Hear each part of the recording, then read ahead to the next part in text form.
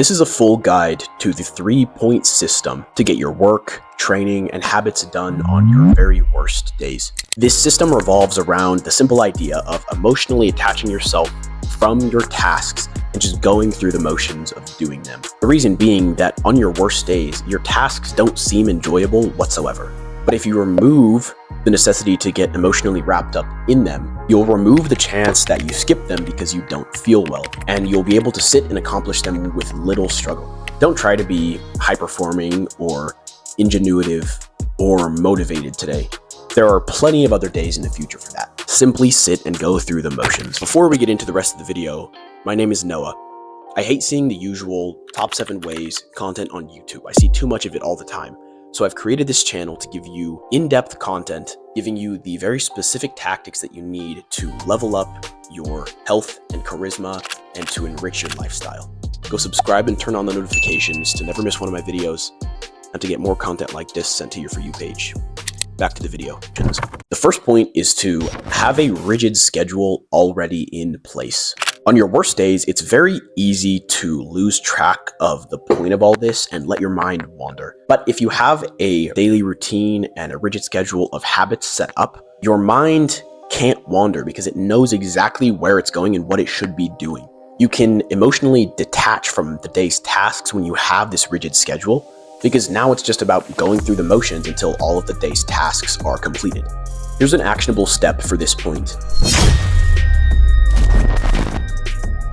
Go create a rigid timetable like the one that you see pop up on screen. Know exactly what you're doing and when, and shoot to follow this schedule as closely as you're possibly capable of doing. Your day won't go perfectly, and there's no need to fret if it doesn't. The point is to be mindful of the time that you have in your day and to always have somewhere to go, some task to go accomplish. Pause the video, go make the timetable right now, then come back and finish the video.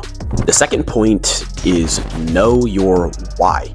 Knowing your bigger reason for why you want to accomplish something is what will carry you through the bad days. This point still obeys the rule of emotionally attaching from your tasks and just going through the motions of them, because this is a motivation on a macro scale. I'll get into that in a second. This isn't about feeling a certain way about why you need to do something. This is about having a greater why at the forefront of your mind, so that even though you hate the day and her tasks, you're able to get outside of your emotional state, emotionally detach from the tasks, and do what needs done despite your emotions.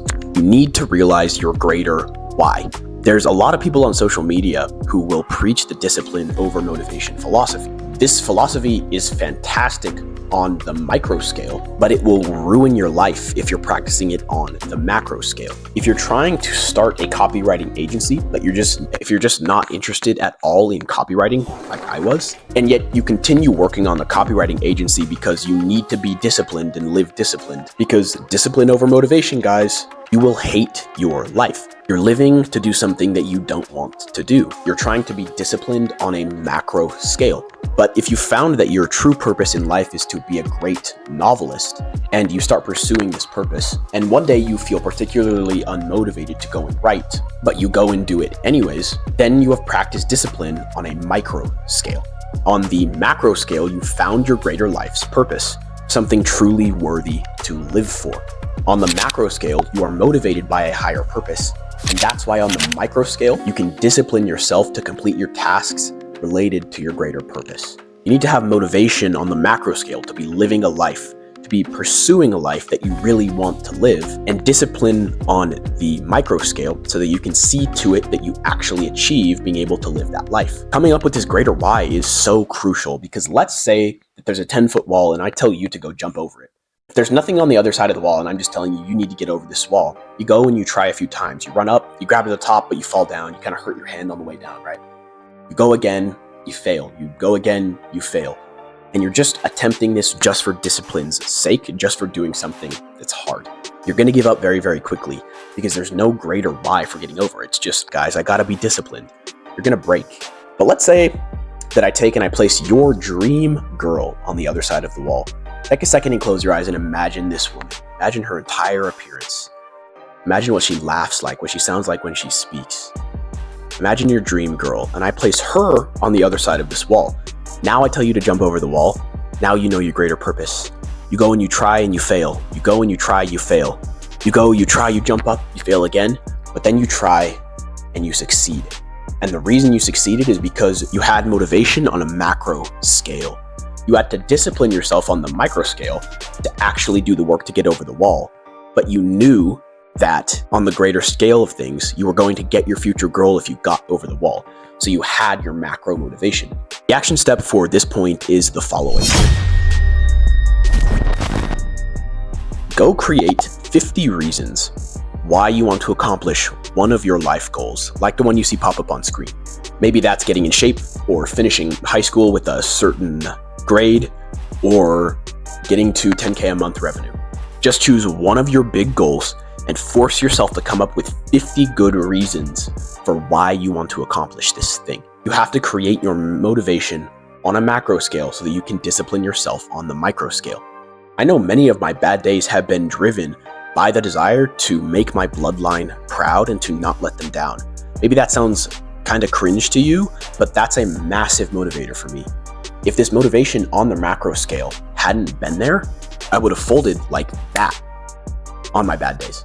But because I had this macro motivation, I was able to push through the bad days and enjoy the impeccable peace that comes from doing so. Now, the third point is to make the proper mindset shift. In order to get through the rough days, you need to make the proper mindset shift. And this shift is the basic understanding that today is not my whole life. It is just a part of my whole life. Once again, we're emotionally detaching ourselves from the day's tasks and just going through the motions to get them done.